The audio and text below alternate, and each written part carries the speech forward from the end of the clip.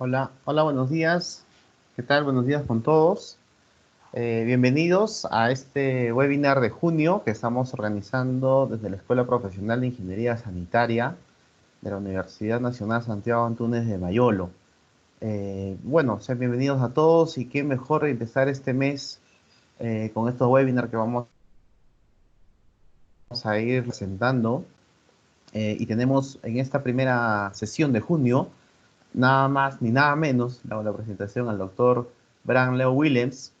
Él es actual presidente y miembro fundador del Centro de Competencias del Agua, ¿no? Que dirige varios programas de investigación en el tema enfocado justamente en recursos hídricos y en especial justamente en el tema de Agua Andes y Urban Andes, que es unos proyectos especiales que seguramente él nos va a contar un poco ahora cuando hace su disertación.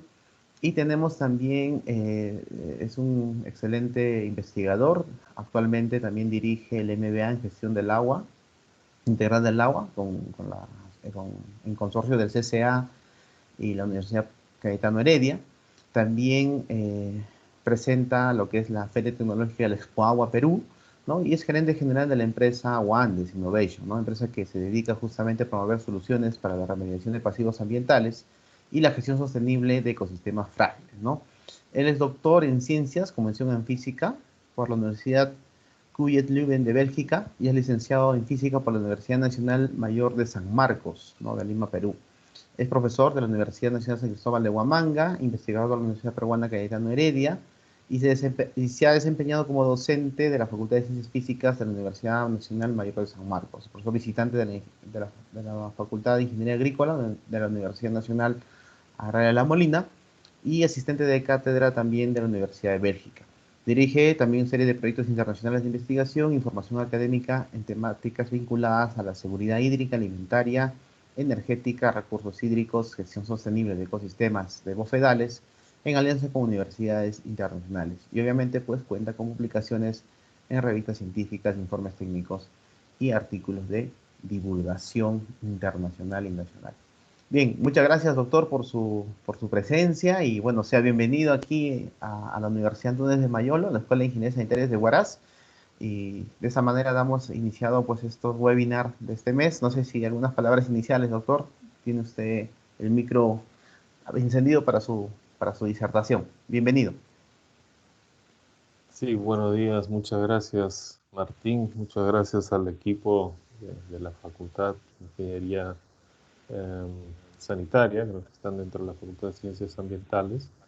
Es para mí un honor poder compartir con ustedes este seminario virtual, webinar que le llamamos, y ante todo espero que todos los que están asistiendo estén bien de salud, tanto ustedes como su familia, y que bueno, esto es una época histórica para la humanidad en cuanto a que es un fenómeno totalmente, bueno, no nuevo, pero digamos nuevo en el sentido de la escala y la temporalidad que se viene dando. Voy a presentarles en un lapso de máximo 45 minutos un poco el trabajo que venimos haciendo desde el Centro de Competencias del Agua, que es una organización sin fines de lucro, pero con una misión de desarrollar innovación, formación de talento, tratando siempre de resolver los problemas, los diferentes problemas que que venimos afrontando como país, sobre todo en el sector andino.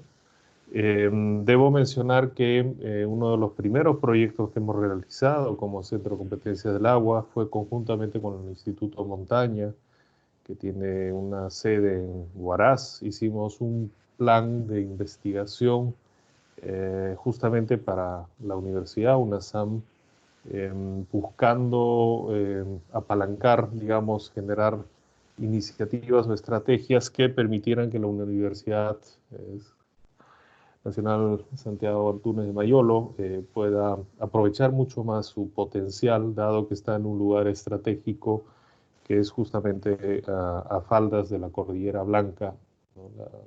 La extensión tropical de glaciares más extensa del país.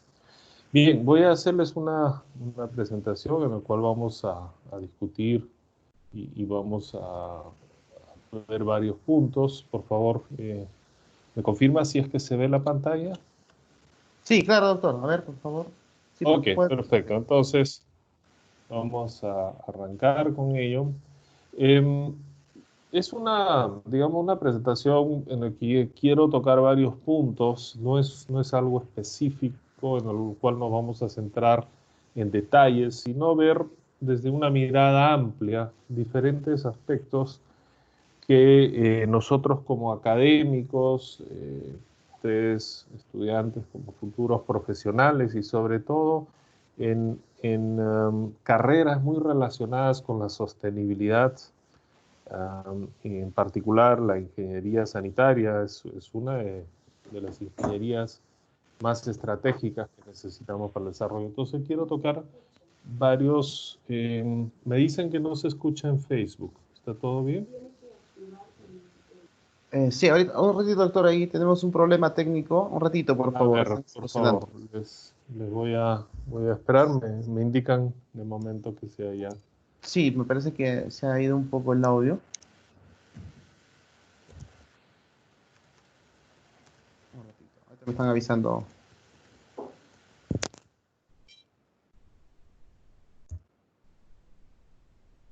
A ver si. A ver, un ratito, por favor. A veces sucede estos inconvenientes en la transmisión en vivo, doctor. Sí, sí, no hay ningún problema. Esto es algo que suele pasar. Son los nuevos problemas. Sí, pues Eh, son los nuevos problemas. a ver, pasa que acá también estamos viendo de retransmitir el Sí, pues. seminario. Estamos probando. ¿Se escucha ya? Todavía no. Bueno, yo sí lo escucho normal por el Teams, pero me parece que acá, En el Facebook, a ver, confirma si se escucha en el Facebook. sí, en el Facebook estoy tratando de que me confirmen si se escucha en el Facebook.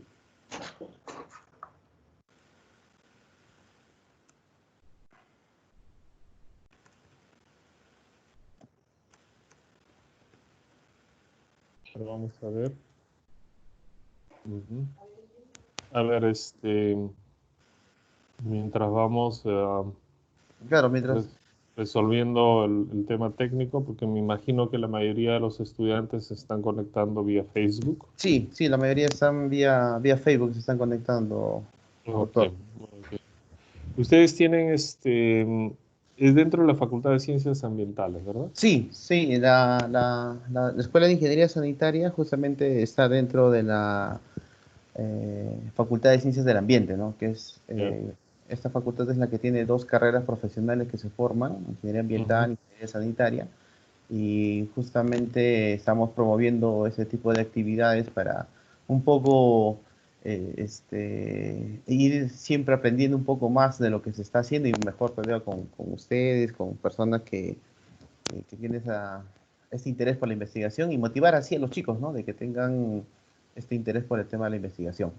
Claro, claro. Es la Facultad es, digamos, la Escuela de Ingeniería Ambiental y Sanitaria. la de Ingeniería Sanitaria, ¿verdad? Claro, sí. Ya. Bueno, la facultad es Ahí Facultad estaba, de ¿cómo se Ambiente llama? y la El- escuela es Ingeniería Ambiental y Ingeniería Sanitaria.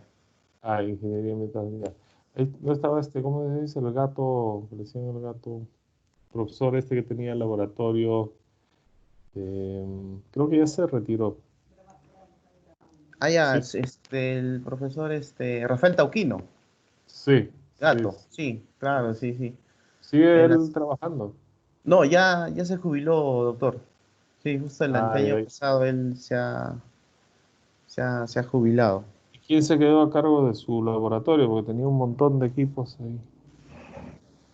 Bueno, ahorita él es el que está eh, eh, responsable de ese laboratorio. Estuvo el profesor Ciro Fernández y ahora está el profesor, bueno, acá en la facultad tenemos dos laboratorios. Uno que es el laboratorio de calidad ambiental, que está a cargo del profesor Ujú, Mario Leiva, y el otro que es el CIAT, que ujú. está a cargo ahora del profesor Ricardo Villanueva. Ya, ya. Te voy a pasar el estudio que hicimos justamente hace el año 2016, 2016-17, junto con el Instituto de Montaña, que fue justamente como una especie de plan estratégico para levantar el, digamos, aprovechar el potencial de la UNESAM alrededor de estos dos laboratorios, ¿no? Del que Claro. dirigía el doctor Rafael y el laboratorio de calidad ambiental. Se los voy a pasar a ver si, porque se intentó, digamos, a nivel de rectorado, pero no, lamentablemente no hemos tenido mucho eco eh, para ¿Qué poder año fue eso, aprovechar doctor? eso. 2017 fue, Ah, 2016, 17. 2017. 16 básicamente fue el 2016. Ah, ya, ya, ya, ya. Sí, pues Fue, porque me pareció verlo ah, por acá. Bueno, yo en realidad yo lo conocí a usted justo en el Expo Agua de 2018, justo cuando estábamos con los amigos de APIS, ya, ya. estaban organizando para su congreso del Ah, año pasado, 2019, ¿no? Hicieron su, si no me claro, equivoco, claro. el congreso en marco del Expo Agua, ¿no? Ah, Y ah, justo, inclusive usted estuvo comentando sobre un proyecto que estaban haciendo en Huamanga, en Ayacucho, sí, sí, sí, con, sí.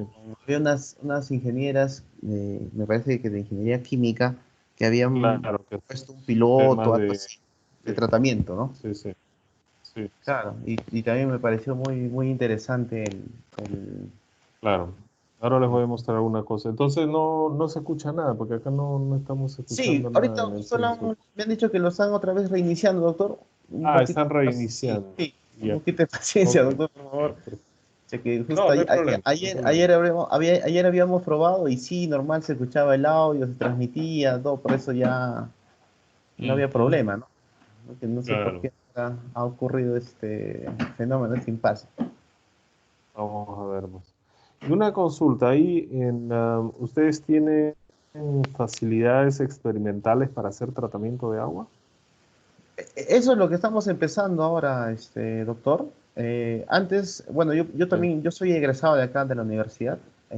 Antes, pues, en realidad, pues, ha habido muchas falencias en el tema de elaborar pilotos, laboratorios de medición, equipos, más que todo para el tema de medición en campo. claro. Y bueno, con algunos proyectos de investigación que hemos estado haciendo, se ha logrado adquirir algunos de estos equipos. Por ejemplo, nosotros tenemos un pequeño espacio en el Centro Experimental Tuyurruri, que se enmarcará acá al norte de Huaraz, y donde hemos instalado unos pilotos justamente para el tema de tratabilidad.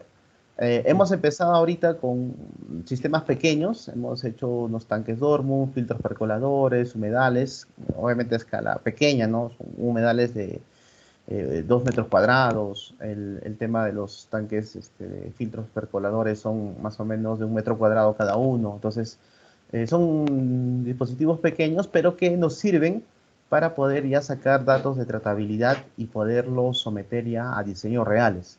Entonces, eso es lo que hacemos ahora con los chicos. Justo desde el anteaño pasado, 2018, es lo que hemos Sí, ya se empezado. está escuchando. Ok. Sí, ya están escuchando, ahora sí. Al parecer ya estamos bien.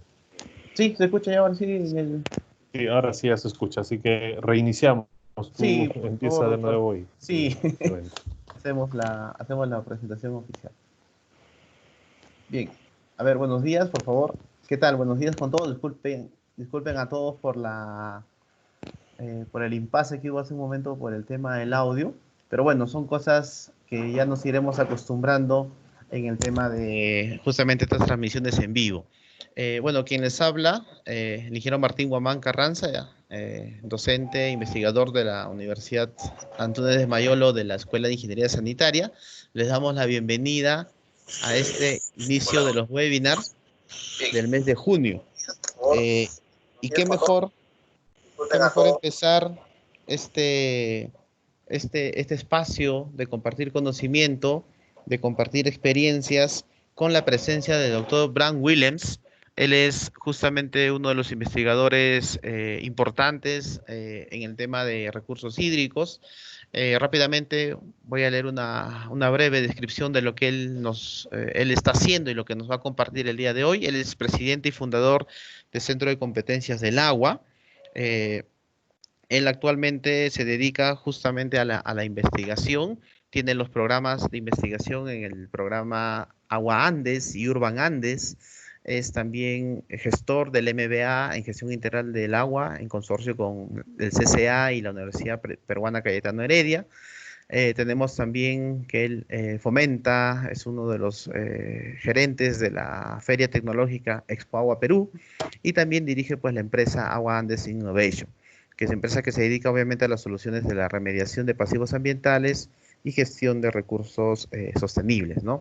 Él es doctor en ciencias por la Universidad KU Leuven de Bélgica, es licenciado en física por la Universidad Nacional Mayor de San Marcos, es profesor visitante de la Universidad Nacional San Cristóbal de Huamanga, es investigador de la Universidad Peruana Cayetano Heredia y se desempeña también como docente en la Facultad de Ciencias Físicas de la Universidad Nacional Mayor de San Marcos, ¿no? Profesor visitante de la Facultad de Ingeniería Agrícola y asistente de cátedra también de la Universidad de Bélgica. Bueno, él el día de hoy nos va a compartir algunas de sus experiencias justamente enfocado en la investigación de recursos hídricos. Y bueno, es un honor para la Escuela de Ingeniería Sanitaria contar con su presencia y estar atentos para poder escuchar lo que él nos quiere contar el día de hoy, en esta mañana. Doctor, adelante, bienvenido a la escuela.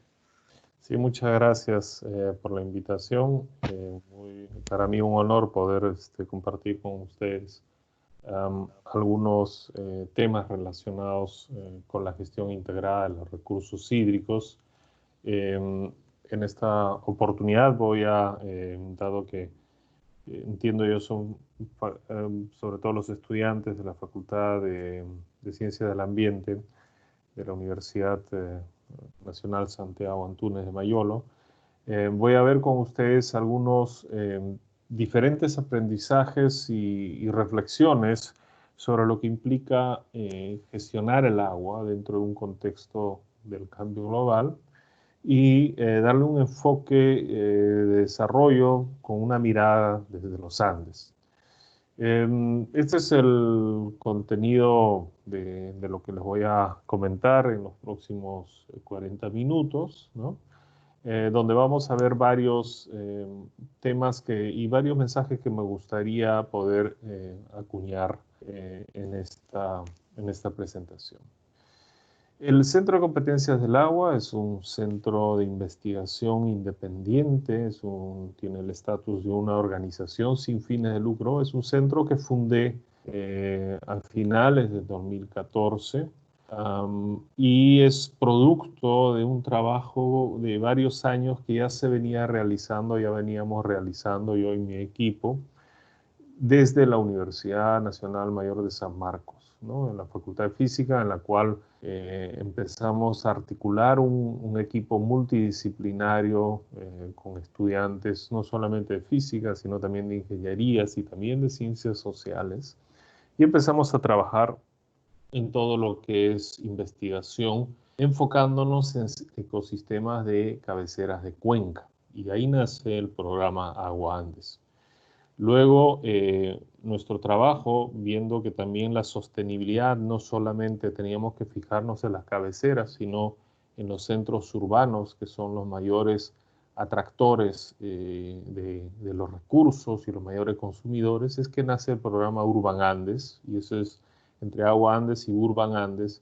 Ahí tenemos nuestros brazos de investigación e innovación, que también incluye una componente tecnológica que tiene que ver con el desarrollo de equipos y soluciones tecnológicas para el tratamiento de agua. Todos nuestros procesos están acompañados, involucramos a través de nuestro proyecto de investigación la mayor cantidad de estudiantes posibles para que podamos formar talento y trabajar siempre con estos estudiantes la articulación de redes que involucran comunidades, que involucran entidades de gobierno y empresas. Y adicionalmente, Centro de Competencia del Agua es el impulsor de la feria de agua más importante del país, que se llama Expo Agua Perú, que ya hemos cumplido 5 ediciones. Este año vamos a lanzar Expo Agua Virtual y el próximo año tenemos Expo Agua Perú 2021 dentro del marco del Bicentenario. Adicionalmente, contribuimos también al Foro de Expo Ciudades y Comunidades Sostenibles.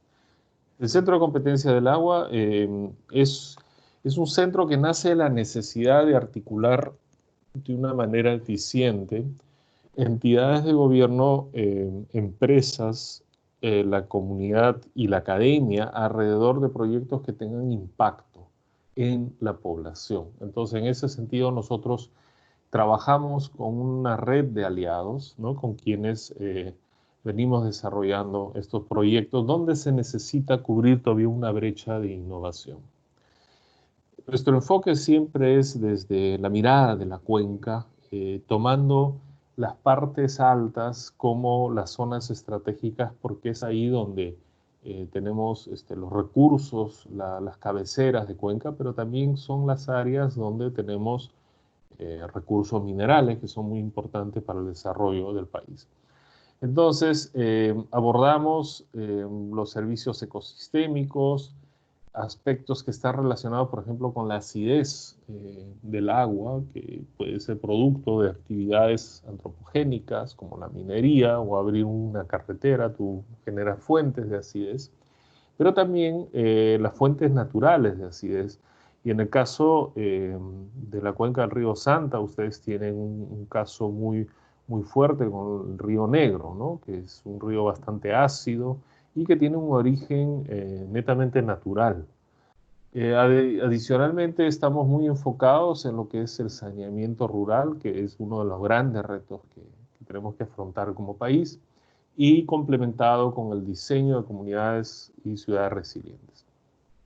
Aquí algunas muestras de lo que venimos haciendo en las partes altas, que es entender estos ecosistemas de bofedales, ¿no? Sabemos que los glaciares juegan un rol importante, pero dentro de un contexto de cambio climático, cuando ya los glaciares van desapareciendo, qué es lo que va a pasar con los bofedales y cómo su funcionalidad puede tener algún impacto en la provisión de agua, y para ello realizamos estudios de mapeos, usando imágenes de satélite, hacemos estudios de campo, estudios de suelos, de sedimentos, estudios ecohidrológicos. Pero también muy ligado porque nosotros vemos a los ecosistemas como socioecosistemas, es decir, son espacios de la naturaleza en la cual la intervención del hombre es muy importante, y por ende cualquier solución tiene que involucrar siempre a los usuarios directos e indirectos para que conjuntamente podamos encontrar, valga la redundancia, soluciones que permitan la sostenibilidad de estos ecosistemas, socioecosistemas claves. Por ejemplo, este es un mapa que hemos trabajado con la comunidad de Pilpichaca, que está ubicada en Huancavelica, una comunidad encima de los 4.000 metros de altura, básicamente alpaquera. En este mapa ustedes pueden ver estas dos grandes lagunas, uno de ellos es Choclococha, que forma parte del trasvase de aguas que se llevan de las alturas de Huancavelica hacia Ica. Entonces, lo que hemos trabajado con ellos, por ejemplo, es el problema de la sobrepastoreo y la degradación de tierras, y hemos observado que muchas veces, y esto es un tema que les voy a comentar más adelante, estamos tomando decisiones desde las diferentes instancias de gobierno sin el soporte científico adecuado. Y cuando hicimos realmente un ejercicio de ver cuál es el nivel de sobrepastoreo que tiene la zona, se pudo ver que sí hay sobrepastoreo, pero no al nivel crítico que se estaba pensando desde las entidades de gobierno. Y eso nos cambia totalmente la perspectiva, porque una cosa es abordar una emergencia y otra cosa es abordar una situación donde pueden haber excesos, ¿no? Entonces, eso es muy importante poder levantar ese tipo de información y alimentar los planes de gestión.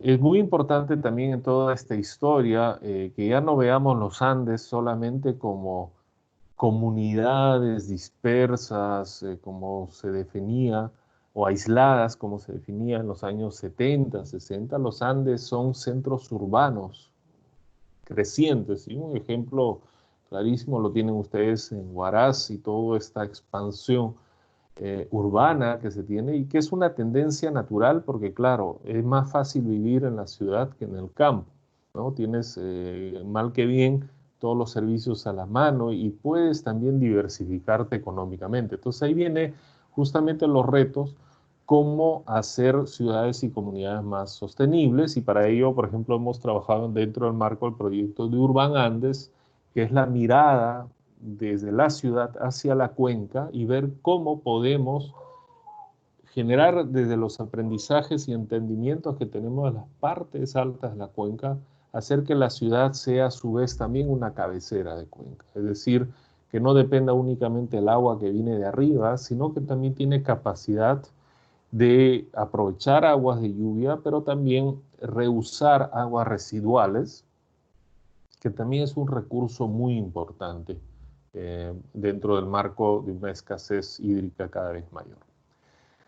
Entonces, les comentaba que tenemos un trabajo muy activo con estudiantes. Acá les muestro algunas fotografías del equipo trabajando en las partes altas, el equipo haciendo un trabajo de conocer más cómo las comunidades o los diferentes usuarios hacen uso de los recursos naturales, y también la componente técnica de innovación tecnológica.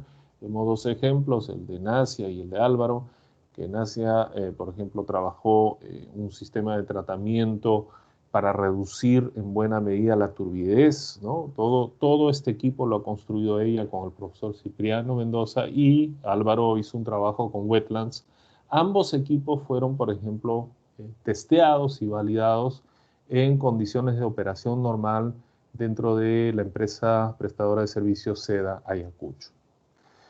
Y bueno, tenemos el Expo Agua que ya les mencioné y el programa del MBA con la Cayetano Heredia.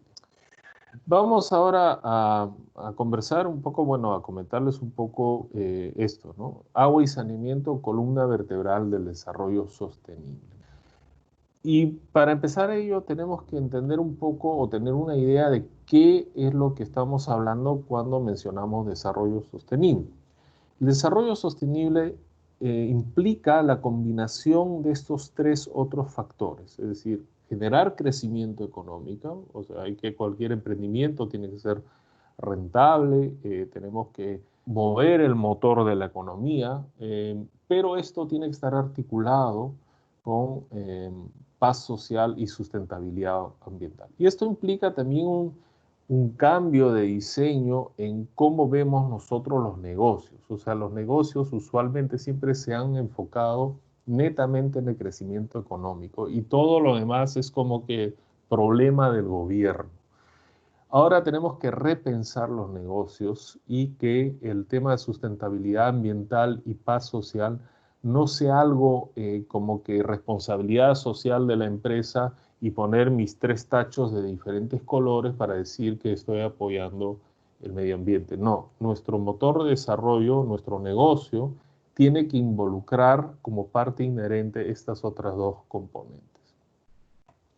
Es importante también mencionar que la inversión en agua es inversión en empleo y según las Naciones Unidas, el 78% de los empleos dependen del agua, con una dependencia fuerte, por ejemplo, en campos de agricultura, en campos de producción hidroeléctrica, y una dependencia moderada en muchos otros campos, como es, por ejemplo, el turismo, ¿no? O sea, un hotel que tiene una piscina es más atractivo que un hotel que no lo tenga. Bueno, siempre y cuando las condiciones del clima dan para que puedas, no sé si eso va a hacer mucha diferencia acerca al Huascarán, pero bueno, digamos, el tema de la dependencia moderada también es importante. Otro aspecto importante a tomar en cuenta es que la inversión en agua y saneamiento, $1 invertido, según las Naciones Unidas, genera $8 en beneficios, que es desde aspectos como que si tú tienes un caño en casa ya no tienes que salir a buscar agua, por lo tanto ganas tiempo. Si la calidad es buena, no vas a tener enfermedades, tus hijos van a rendir mejor en el colegio, etcétera, etcétera. Entonces eso se ha contabilizado en más o menos 8 veces el beneficio por cada $1 invertido. Y existe claramente, este es un estudio del Instituto de Estudios Peruanos, una relación entre acceso de agua y saneamiento y pobreza. La línea roja nos indica el nivel de pobreza, columna azul acceso de agua, columna verde acceso de saneamiento, y hacen un comparativo entre las zonas urbanas de la costa, sierra y selva, y lo mismo en las zonas rurales. Y se observa que a medida que las brechas en agua y saneamiento se incrementan, también se incrementa la pobreza. Y estos son datos que ustedes saben muy bien.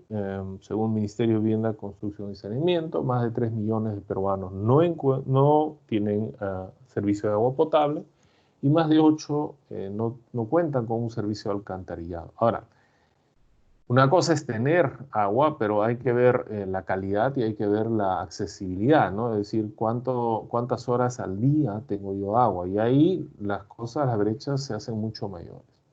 Un aspecto importantísimo, y esto también es del mismo Ministerio de Vivienda, es que solo menos del 3% de la población rural no cuenta con agua segura. Y hay un déficit de inversiones de alrededor de 50.000 millones de soles. Ahora, ustedes creo que es fácil entender que si estamos, por ejemplo, en este contexto de la pandemia, donde nos dicen lávense las manos con agua y jabón, y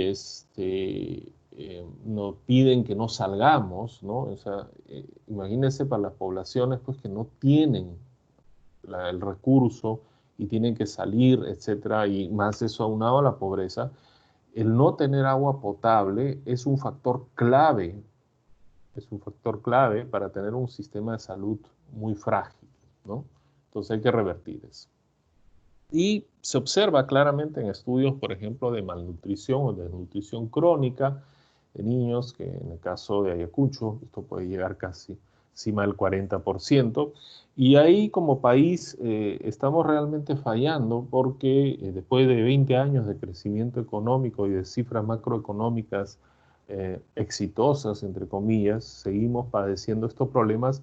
Yo aquí sí debo decir un factor importante es la corrupción, ¿no? Yo creo que ese es el elefante en la sala del que muy poco se quiere hablar, ¿no? Pero el tema de la corrupción es un factor clave en todo esto y es lamentable que en nuestras regiones, ¿no? Y ustedes sufren muy fuerte, la región de Ancash todavía sigue sufriendo muy fuerte el problema de la corrupción, que tiene sus orígenes, dicho sea de paso, en la minería ilegal que está ocurriendo en las zonas, ¿no? Entre otros, en la Quebrada de Honda, ahí en el Huascarán, ¿no?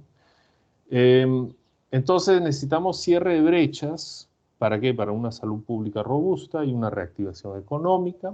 El crecimiento económico se va a lograr en la medida que tenemos diversificación y especialización, y la inversión en agua y saneamiento necesariamente activa la diversificación y especialización, porque tú necesitas, para llevar el agua a una casa, muchos profesionales y muchos campos que interactúan, desde cómo hacer un uso efectivo y eficiente y sustentable de las fuentes, hacer infraestructura que esté acorde a la realidad y al contexto andino, amazónico de la costa, eh, poder tratar los diferentes cambios en la calidad del agua, ¿no? Como por ejemplo, una de las fuentes que llega a la ciudad de Huaraz ya son aguas ácidas, ¿no? Y esto hace 20 años no se había visto, ¿no? Entonces, ¿qué va a pasar si es que el proceso de acidificación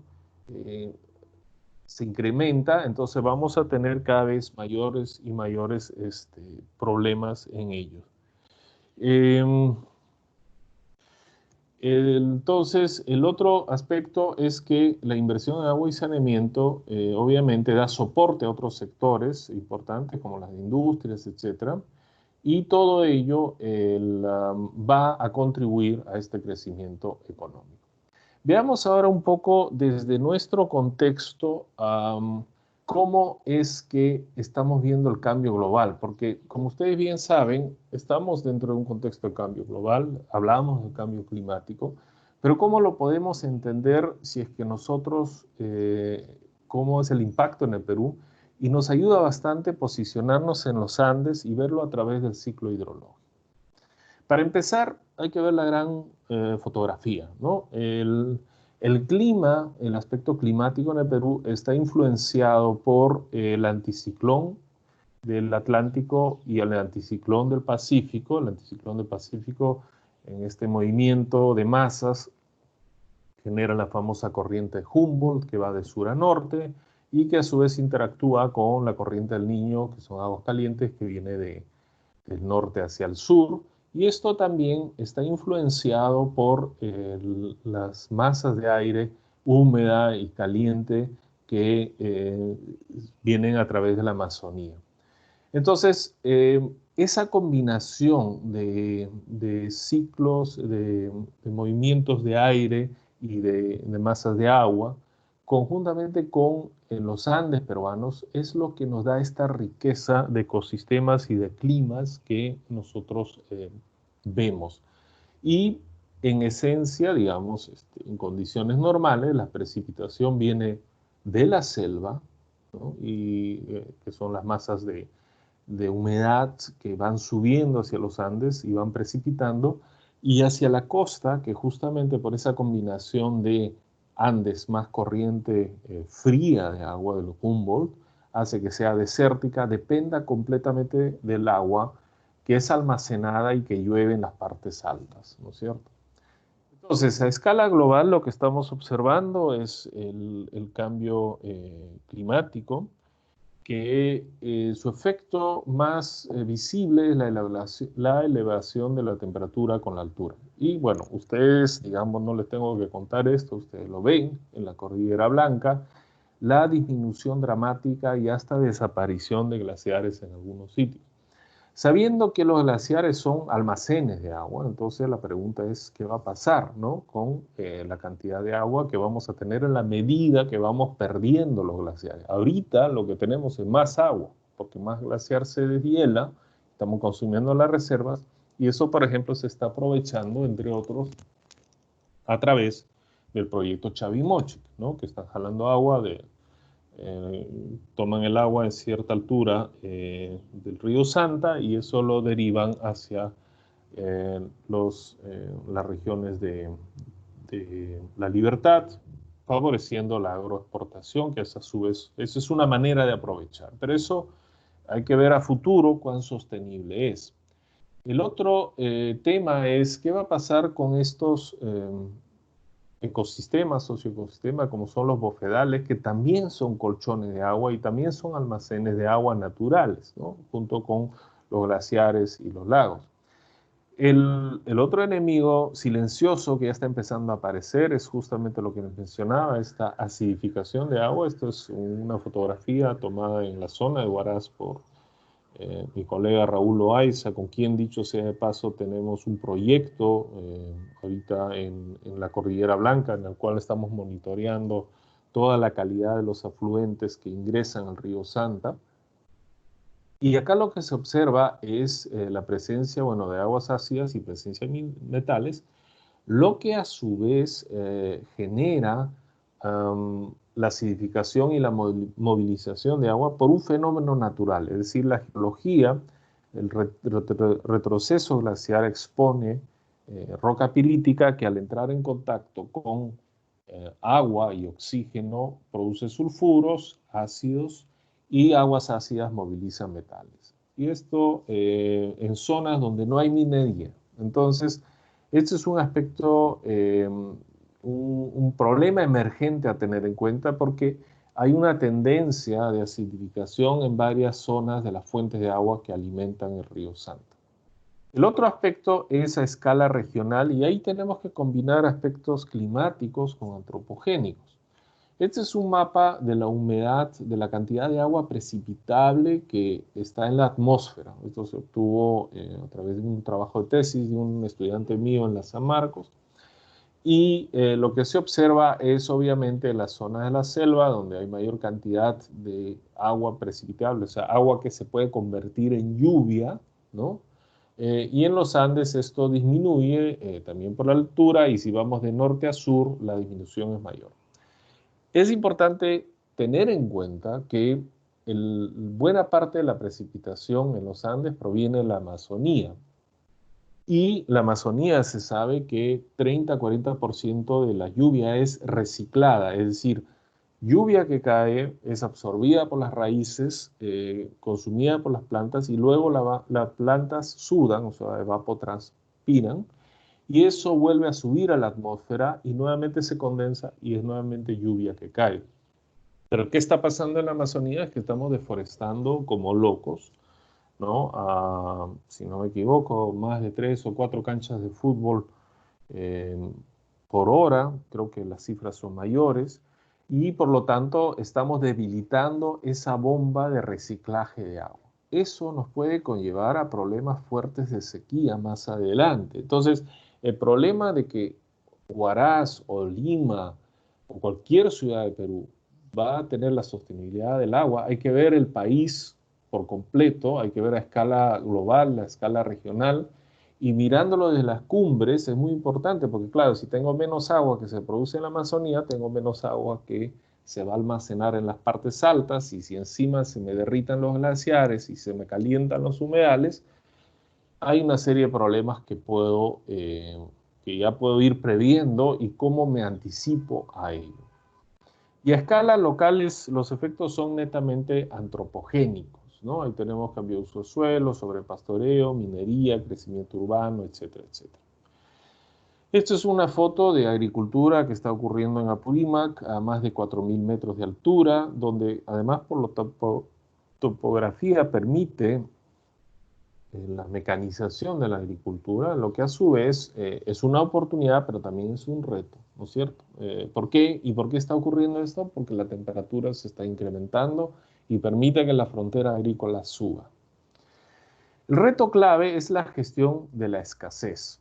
Escasez, poca disponibilidad o baja calidad, ¿no? Hay datos de Lana que nos dicen que alrededor de 20.000 millones de metros cúbicos anuales son consumidos y más del 50% de lo que precipita drena al mar, que a su vez alimenta los ecosistemas marinos, que es muy importante.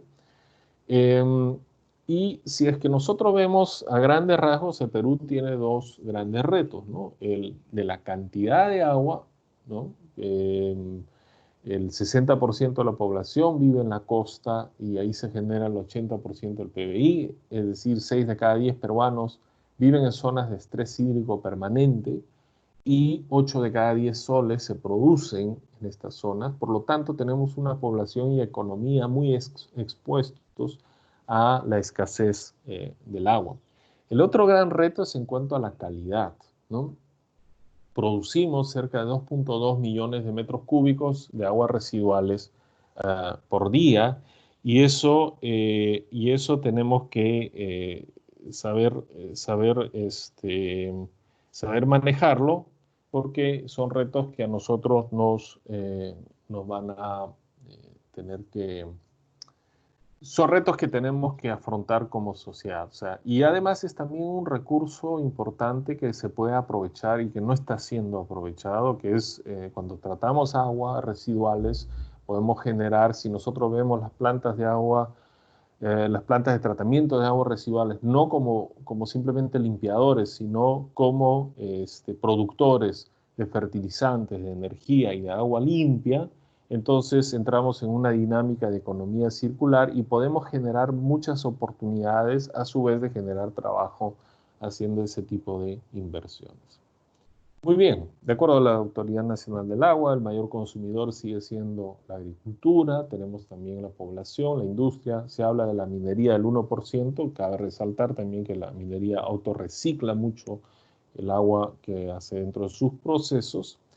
Y ante una situación de que globalmente estamos incrementando el número de personas, por lo tanto necesitamos más alimentos, pero a su vez nuestra calidad de vida se está subiendo, es decir, tenemos celulares, tenemos laptop, tenemos lavadora, salimos, usamos más el carro, demanda a su vez mayor producción energética y todo esto va a hacer que, como el agua es un motor de todo ello, la demanda cada vez va a ser mayor. Y esto va a ser mayor en países como el Perú. Entonces, las futuras inversiones van a tener que ir hacia la relocación del uso del agua y la escasez del agua va a aumentar su valor. Entonces, quiere decir que si estamos usando 80% para agricultura, esto tendrá que ser redistribuido, ¿no?, en las otras actividades y para otros usos, pero también le vamos a quitar más agua probablemente al medio ambiente, por lo tanto vamos a tener retos fuertes en cuanto a nuestra sostenibilidad. Esto nos va a generar lo que llaman en inglés trade-offs, es decir, generamos un beneficio por un lado, pero luego vamos a ir alimentando un nuevo problema. Por ejemplo, en las zonas de la cuenca del Chira, en las grandes infraestructuras hidráulicas que se han establecido en la costa, en diferentes valles, ha traído más agua para la producción agrícola, pero a su vez el riego en zonas desérticas, en zonas donde áridas, incrementa la salinización de suelos. Es decir, tenemos más agua para tener más agricultura, pero a su vez estamos degradando más suelos. Eso es lo que se llama el tema de las compensaciones. Muy bien. Tenemos estos retos hacia adelante, tenemos una serie de aspectos que afrontar como sociedad y ahora la pregunta es ¿cómo enrumbamos hacia el desarrollo sostenible? Está claro que uno de los temas importantes es ver el Perú desde los Andes, porque eso te permite visibilizar los diferentes fenómenos y enrumbar mucho mejor tu desarrollo social. Y ahí viene el tema de los diálogos de ciencia política. Y acá necesitamos hacer algunos cambios de paradigma y creo que es importante a nivel de la universidad y ustedes como estudiantes y futuros agentes de cambio, bueno, ya son agentes de cambio, tenemos que entender varias cositas que es importante, que voy a mencionarlos ahora, ¿no? El reto de siempre es agua, cantidad, calidad. Los problemas son universales, ¿no? Todo el mundo afronta esos retos. Pero ahora tenemos un contexto nuevo, o sea, es diferente. Cuando hablo de nuevo es que en los últimos 50 años ha cambiado bastante, pero sin embargo muchas veces de nuestra mentalidad, de cómo se nos enseña en la universidad, todavía seguimos con una mentalidad anterior al que requiere los retos actuales. Y este contexto es, tenemos eventos extremos con mayor intensidad, frecuencia. El tema de la pandemia es un evento extremo. Antes las pandemias eran cada cantidad de siglos, ahora estamos teniendo pandemias ya en frecuencias temporales más cortas, ahora tenemos una, se espera que la siguiente será dentro de los próximos 5 a 10 años. Tenemos el tema de cambio climático, algo que no se había visto en 1000 años, ¿no?, de humanidad por lo menos, una mayor producción y crecimiento de mercados como nunca antes, y esto ejerce cada vez más presión sobre estos recursos, lo que a su vez va a tener un impacto en la población y hacer población y economía más vulnerables. Entonces, tenemos que entender esto no pensando que el mundo se va a acabar, no, sino para poder anticiparnos mejor a lo que se puede venir y hacer un uso más razonable de lo que tenemos ahorita. Los problemas son universales, las soluciones son específicas a cada contexto. Tenemos que tomar decisiones dentro de entornos complejos y afrontando incertidumbres, porque claro, no vamos a saber exactamente qué es lo que pasa. Siempre va a quedar espacio para las conjeturas, ¿no? Sin embargo, tenemos que tomar decisiones. Y ahí viene la importancia de la ciencia. ¿Por qué es importante estos diálogos ciencia-política? ¿Por qué decimos que las políticas tienen que basarse en evidencias? Es porque la ciencia provee credibilidad, consistencia y una perspectiva imparcial sobre la gestión de los recursos hídricos y la gestión de los recursos ecosistémicos en general.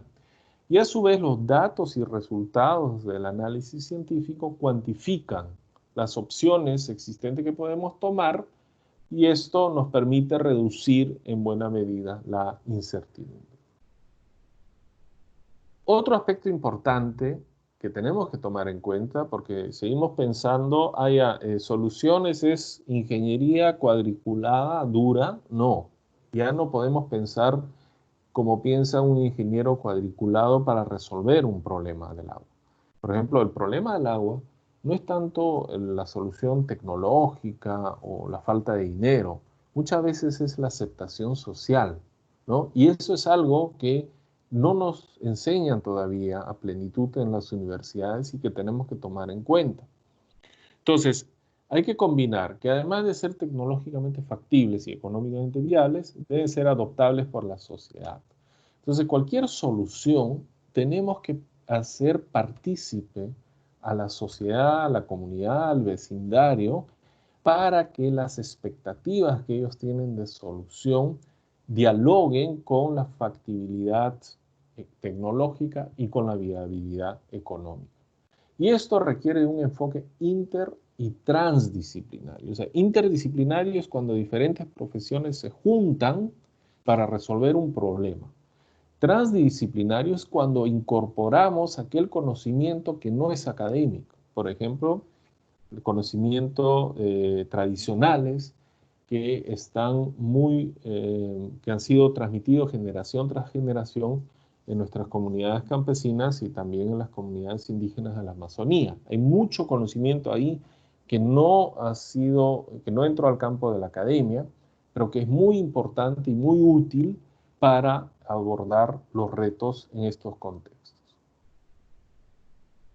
El gran reto del agua y la sostenibilidad general es la gestión política. O sea, olvidémonos de que los problemas se resuelven únicamente pensando en que si hay dinero o hay la tecnología. No, el problema es político. ¿Y eso en qué consiste? Es armonizar intereses individuales priorizando el bien común. Y para poder fomentar y generar buenas políticas y tomar buenas decisiones, porque no hay que confundir la política con la politiquería. La política es ponernos de acuerdo, es mover aquello que involucra a más de una persona. Son diálogos, son compromisos, eh, son acciones conjuntas, son pactos sociales. O sea, es un acuerdo para una convivencia mejor. Y para eso nosotros, para fomentar mejores políticas, necesitamos basarnos en la evidencia. Por eso hablamos de diálogo ciencia política. Pero hay que también tener en cuenta que esto también son niveles de información que también tenemos que manejar. Una cosa son los datos, son las tablas Excel, son las mediciones que tenemos. Pero esos datos tenemos que entenderlos, hacerlos hablar y generar información que se entiende. Y a partir de esa información, alimentar indicadores. Tú no le vas a dar a un gobernador regional un Excel sobre la calidad del agua. Tú tienes que darle indicadores que él es como un piloto de avión, ¿no? Que tiene una serie de artefactos y botones que machucar, ¿no? Que aplastar. Entonces, él no puede estar entendiendo la física de la aerodinámica, de por qué el ala interactúa con el aire para que pueda elevarse. No, él lo que tiene que saber es que si sus parámetros de altura, de velocidad, son los correspondientes de acuerdo a la etapa del vuelo que está realizando. Trabaja con indicadores. Entonces, a veces también desde la academia no entendemos ese otro lado. Y por eso es importante también ustedes, en la medida que tengan la oportunidad de entrar a trabajar en una autoridad nacional del agua, de entrar a trabajar en un gobierno regional, en una municipalidad, para entender ese otro lado. ¿Cómo es que funcionan ahí? ¿Qué información es importante para ellos? ¿Bajo qué indicadores se incentivan? ¿No? O sea, qué metas tienen que cumplir. Y luego, cómo yo desde la academia puedo alimentar esos procesos. Entonces, ese es un diálogo, es un aprendizaje continuo que tenemos que fomentar. Y otro aspecto importante es que tenemos que hacer un cambio de paradigma, sobre todo en la ingeniería, ¿ya? En el Perú, el rol de los ingenieros es muy importante. Recuerden que son los que firman los expedientes técnicos. Y un expediente técnico es un aspecto clave para que se desencadene una inversión pública. Entonces, nosotros todavía seguimos entrenando a ingenieros como se ha venido entrenando hace 100, 200 años. y el contexto ya cambió. El ingeniero tiene que pasar de un ingeniero convencional, duro y puro, a un ingeniero resiliente. Entender esto como todo como tecnosociosistemas, ¿ya? Que puedan contribuir a capacidades de monitoreo, respuesta, aprendizaje y anticipación. Entonces, todo esto es, ¿de qué estamos hablando? Anticipar es saber qué esperar, monitoreo, saber qué buscar, respuesta es saber qué hacer y aprendizaje es saber qué ocurre. Y este tipo de sistemas tenemos que construirlo continuamente, en todo momento, en un gobierno regional, en una universidad y dialogando de forma permanente. Algunos puntos finales: la gestión del agua, la gestión de cambio, la innovación. Hay que ver siempre la cuenca como ese espacio donde varios actores interactúan. Para eso necesitamos las herramientas que nos provee la ciencia. Las instituciones son los actores y las políticas los acuerdos. Y para ahí necesitamos pensarlo siempre dentro de un contexto de cambio global. Y en ese aspecto estamos entrando a lo que es la innovación. Y la innovación descansa sobre tres pilares: el capital intelectual, estrategia, gestión, ¿no? Y cuando hablamos de innovación, estamos tratando de resolver dos preguntas. Una de ellas es: ¿qué tan definida está el... Deme un minuto que tengo que mandar un mensaje urgente. Disculpen por ello. Ok, ahora sí. La innovación consiste en responder dos preguntas: es qué tan definido está el problema y quiénes lo van a resolver. Y esto nos genera, podemos graficarlo de esta manera. Hay una definición del problema en un eje y la identificación del solucionador del problema. Y eso podríamos clasificar dependiendo de si tenemos más o menos definido el problema, y más o menos definido la identificación del solucionador. Podemos dividir las innovaciones en cuatro tipos. Si tenemos poco definido el problema y poco identificado el solucionador, ahí estamos hablando de investigación básica, que es entender procesos. Si tenemos bien identificado el problema y quiénes lo pueden resolver, estamos hablando de innovación sostenible, que es la mejora continua. Un ejemplo son los celulares, ¿no? Los celulares, cada cierto tiempo sale una nueva edición de las diferentes marcas, y esto es que simplemente ellos saben cómo mejorarlo una y otra vez, entonces es una mejora continua. Pero eso partió de una investigación básica, que era de entender estos procesos. El otro aspecto es si sabemos el problema, pero no quienes lo pueden resolver. Ahí estamos hablando de innovación de frontera, que es articular las experticias. Y un ejemplo fue el entender la estructura del ADN. En cierto momento, antes de que Watson y Crick salgan con su modelo del ADN en espiral que hemos aprendido en todos los cursos de biología, se sabía y se entendía que el problema era: si nosotros podíamos establecer la estructura del ADN, podíamos resolver muchos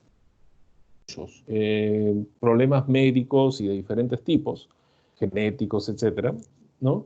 Pero no se podía llegar a ello. ¿Se me ha perdido la pantalla por alguna razón? ¿Hola? Se dejó Sí se ve, doctor. Sí se ve la sí pantalla. se ve. Lo que Sí, sí. pasa es que yo no logro verlo. Ah, ya. Ahí está. Y ahora Sí. sí.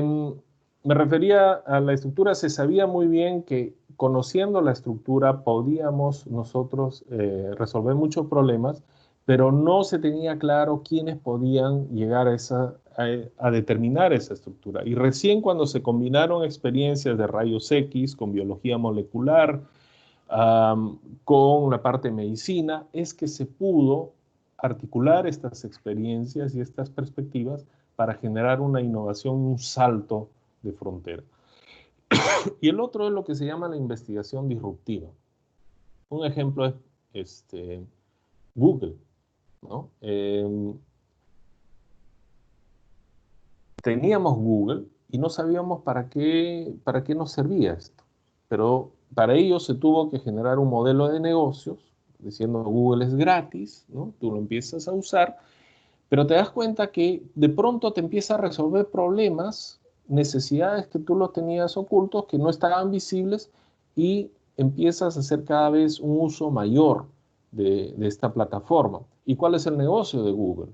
Bueno, como tú lo usas, ellos saben qué tipo de información buscas y qué te interesa, por lo tanto, su negocio es vender información. Entonces, eso vino con un modelo de negocio propio. La fotocopiadora es otro ejemplo y así hay muchos.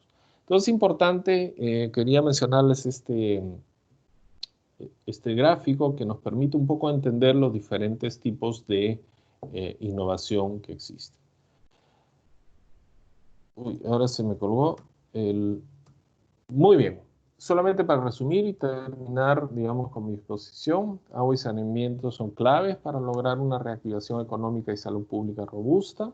Los problemas son universales, las soluciones específicas a cada contexto y debemos tomar decisiones frente a incertidumbres, necesitamos la ciencia y nos movemos en entornos constantes de cambio, lo que demanda innovar. Con todo eso, quiero agradecerles su atención y bueno, muchas gracias por la invitación. Estoy abierto para las preguntas que podamos, que el público quiera realizar. Sí, doctor, más bien, muchas gracias por su excelente presentación y bueno, nos ha dado una visión justamente clara de cómo estamos ahorita en el tema de recursos hídricos, ¿no? Y justamente enfocado, como usted lo mencionó, desde la cuenca, cabeceras de cuenca, hasta justamente el punto final donde se descarga ya el agua residual tratada, ¿no? Donde se hace justamente el reuso y aprovechamiento correcto. Muy bien, bueno, acá tenemos algunas consultas justamente enfocado al tema de lo que usted acaba de hablarnos, porque usted enfocó muy claramente el tema de calidad de agua, por ejemplo, en las cabeceras de cuenca. La pregunta es, ¿cómo, o sea, cómo es el impacto o cómo varía justamente esta variación del cambio climático en la oferta de agua para la demanda futura, ¿no? O sea, ¿cómo o qué acciones se debería tomar para asegurar agua en los futuros años, ¿no? Esa es una de las consultas. A ver, primero que, de hecho, soluciones que podríamos pensar es cómo logramos captar más agua. A ver, soluciones son varias, ¿no? ¿Qué tipo de impacto podemos esperar en el futuro en un contexto como es, por ejemplo, Huaraz, ¿no? Donde tienen los glaciares? En la medida que los glaciares se reduzcan, por lo tanto, el agua que normalmente es almacenado en forma de nieve, o ese volumen de agua y que luego a lo largo del año sigue discurriendo, si efectivamente los glaciares desaparecen en un contexto extremo, ¿no? Ya no vamos a tener esa capacidad de almacenaje. Entonces necesitamos ver qué otras alternativas de almacenaje podríamos tener. Por lo tanto, la respuesta natural sale en embalses. Ese es un factor, ese es un tipo de intervención que podríamos pensar. El otro tema es en el uso mismo que le damos al agua. Es decir, si en la medida que nosotros hacemos más eficientes de nuestro uso y perdemos menos agua, también reducimos la cantidad que requerimos, ¿no? Y si aprovechamos a través de la infraestructura natural, por ejemplo, cómo captar aguas de lluvia y cómo aprovecharlas, eso también son parte de la solución. Es decir, las soluciones puntualmente, ¿qué se puede hacer? Existen, no hay que inventar la pólvora, pero sí hay que entender y tratar de saber más qué tipos de escenarios nosotros vamos a enfrentar en cada contexto para ver cuál de las soluciones y cuándo es que lo vamos implementando, ¿no? Entonces, no es solamente la gestión de la oferta, también hay que gestionar la demanda, alocar mejor los recursos, optimizarlos, etc. Sí, justamente con lo último que usted menciona, creo que es una de las partes o funciones importantes de lo que nosotros llamamos el Consejo de Cuenca, ¿no? Que está normado en la Ley de Recursos Hídricos Ujú, sobre el manejo y la distribución, se podría decir, equitativa justamente de recursos, para que estos se puedan distribuir, obviamente, para la población, para uso agrícola, para uso industrial, ¿no? Entonces, yo pienso que ahí es una de las partes importantes, y usted creo lo mencionó durante la exposición, mucho tiene que ver el interés político, ¿no? La gestión política. Y justo a eso va ujú, una pregunta. Justo acá preguntaban, ¿no? Durante la disertación usted habló sobre armonizar la gestión política, ¿no? ujú. Entonces, ¿qué proponen o cuáles son las herramientas que se deben usar para armonizar esta gestión política? O sea, por ejemplo, en Ancash, que tiene Ujú. minería, hay bastante agricultura, ¿no? Entonces, ¿cómo podemos dar conciencia o dar el interés a las autoridades para que puedan trabajar en conjunto para gestionar adecuadamente el recurso hídrico? A ver, la política involucra la participación de todos y es algo que nosotros lo hacemos en nuestro día a día. Lo que pasa es que muchas veces confundimos la política con partidos políticos o grupos políticos. La política es nuestra acción del día a día, es el diálogo, es acuerdos, es establecer reglas, es priorizar opciones en una decisión que vas a tomar que depende más allá de una persona. Entonces, acá estamos hablando de un recurso que es finito y es agotable, como es el agua, y que además es estratégico para todos. O sea, el agua, como el aire, como el suelo, son claves para la vida. Entonces, eh, hay que nosotros, como ciudadanos, por ejemplo, en primer lugar, como ciudadanos, y la democracia nos da las herramientas, primero elegir a las personas que, que son, digamos, lo que mejores opciones pueden generarnos nosotros, pero también como ciudadanos, nosotros ejercer la presión para que se cumpla lo que se promete y lo que se debe cumplir. O sea, no pensar en que yo le voy a pedir al gobernador o al alcalde un favor, sino yo como ciudadano y socio de esta empresa grande que es mi comunidad y donde yo aporto con mis impuestos y donde yo aporto con mi trabajo y con mi buen comportamiento porque no le genero problemas, ¿no? Yo estoy en todo el derecho de exigir que se cumpla y que la gente haga el trabajo que tiene que hacer. Es importante también que se generen cambios en las normativas, porque de otro lado uno puede echarle toda la culpa a las entidades de gobierno, pero si cualquiera que haya transitado por cualquier entidad de gobierno sabe la cantidad de reglas y bloqueos y cuellos de botella que existe para todo, que hace bien complicado gestionar algo, ¿no? Entre una idea y una obra pueden pasar 10 años, 20 años. Y no es porque la gente sea incapaz o porque la gente sea corrupta, sino porque el sistema está tan trabado que no permite llegar a ello. Entonces, tenemos que resolver esos aspectos. ¿Para qué? Para que intervenciones como una planta de tratamiento de aguas residuales, ¿a cuántos años está esperando Huaraz su planta de tratamiento de aguas residuales? Sí, pues sí, ¿Cuántos años estamos cierto. esperando? Ujú. Y no es que no haya tecnología para eso, y no es que no haya plata para eso, ¿no? Pero estoy seguro que inclusive con la decisión política de decir, ya, ok, ahora priorizamos la inversión y tenemos este fondo que lo hemos conseguido a tal sitio y va a ser esta empresa que lo va a hacer, inclusive el lugar donde van a poner la planta de tratamiento de aguas residuales, yo estoy seguro que la población alrededor no va a querer que esté esa planta ahí. Ujú. ¿Por Conflicto qué? Porque social. dice, no, me atrae mosca, me va a Ah, apestar, etcétera. O sea, ese factor, por ejemplo, es un factor clave que impide que mucho de este tipo de intervenciones se hagan. Entonces, ¿qué es lo que hay que hacer ahí? Ahí es dialogar, es negociar. A eso me refiero con la política. La política es negociar, es dialogar. Y negociar para lograr un objetivo. O sea, el objetivo es, tiene que haber sí o sí una planta de tratamiento de aguas residuales. O sea, no es que el agua se va a purificar porque, no sé, porque viene un chamán o porque yo digo por decreto que se purifique y llega a Río Santa en buen estado. Tiene que haber sí o sí una planta de tratamiento. Muy bien, encontremos el espacio donde lo vamos a poner. pero encontremos también acuerdos con la población y una concientización de decir, no, o sea, la tecnología que vamos a usar no va a apestar. O sea, más te estás contaminando con el humo que sale de los coches que pasan por tu casa que te vas a contaminar con la planta. Entonces, son muchos aspectos y la política es algo de nuestro día a día. Muchas veces como académicos, como científicos, nos olvidamos de ello y nos enfocamos únicamente en la solución técnica, pero no tomamos en cuenta los otros factores. Entonces, a eso me refiero con la política y los diálogos ciencia política justamente para que, ¿cuál es uno de los factores que impide que se logre la aceptación social? Es la desconfianza.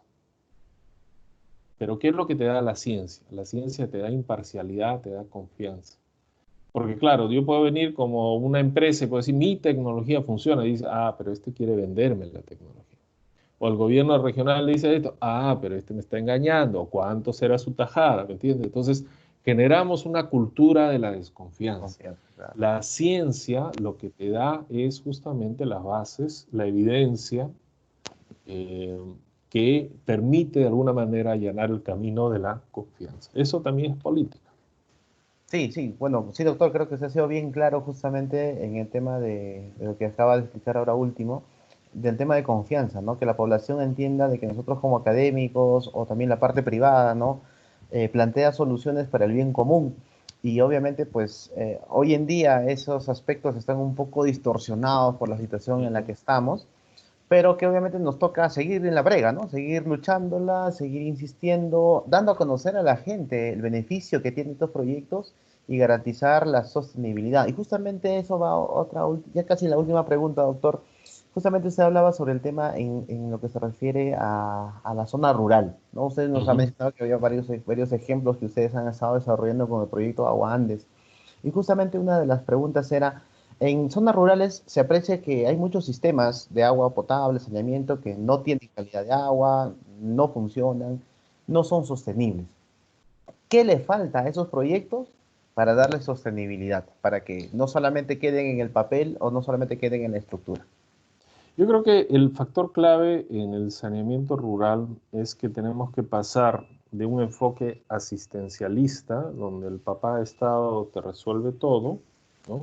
A un enfoque de emprendimiento, donde más bien sea un mercado de innovación y, por ejemplo, egresados de la Escuela de Ingeniería Sanitaria de la UNASAM puedan formar su empresa y puedan brindar servicios y mejoren la calidad del servicio del que recibe el usuario final. ¿Qué es lo que pasa actualmente?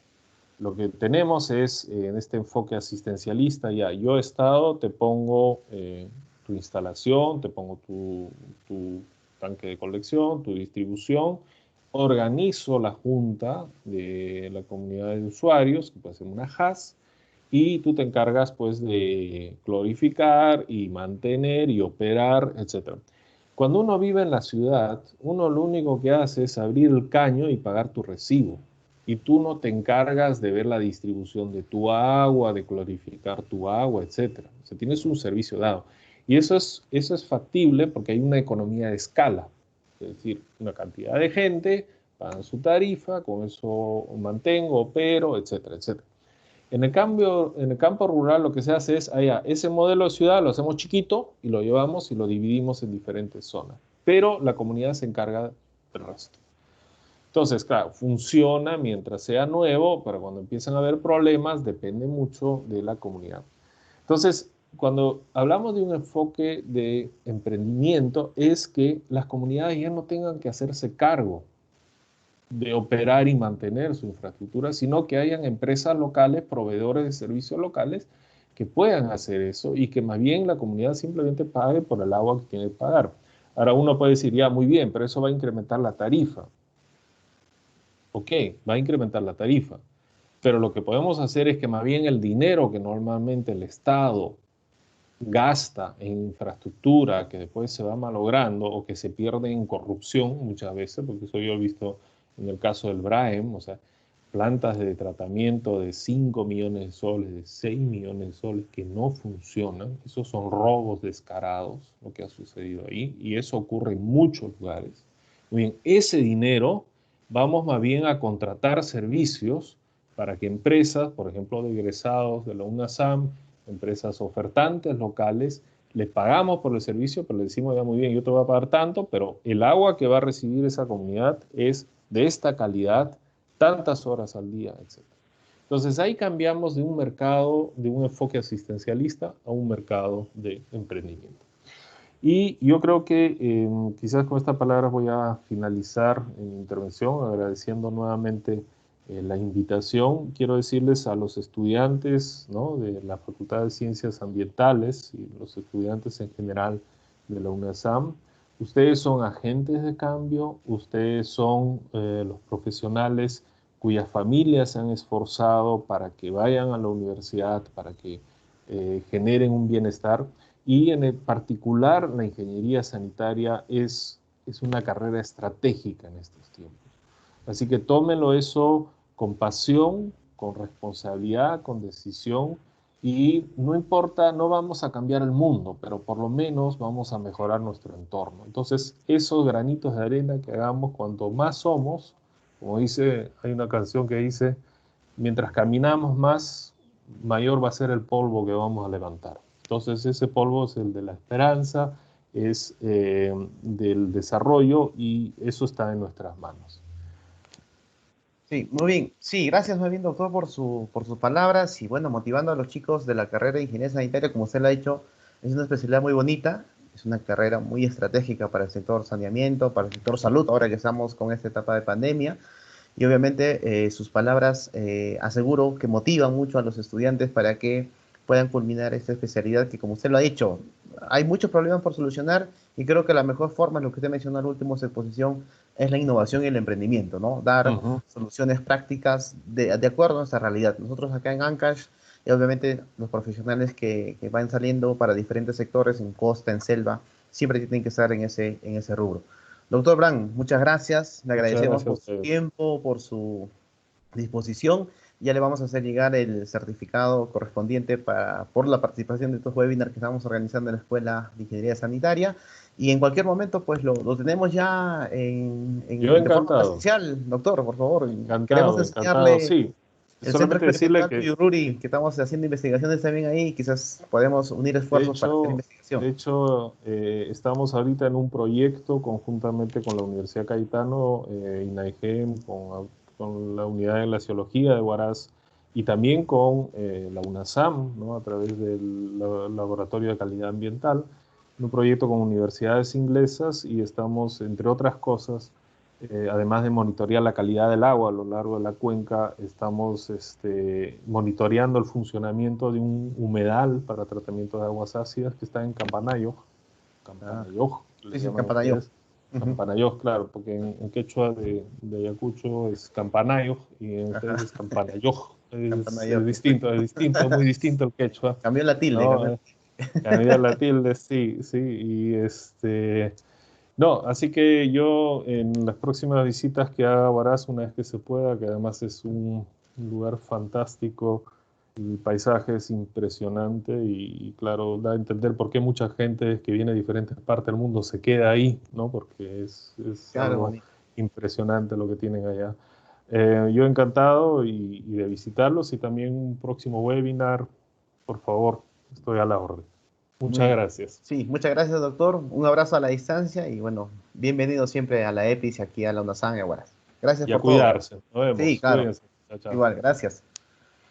Bien, bien. Bueno, de esta manera, queridos amigos, hemos terminado este primer webinar de esta mañana, enfocado en el tema de agua y recurso hídrico.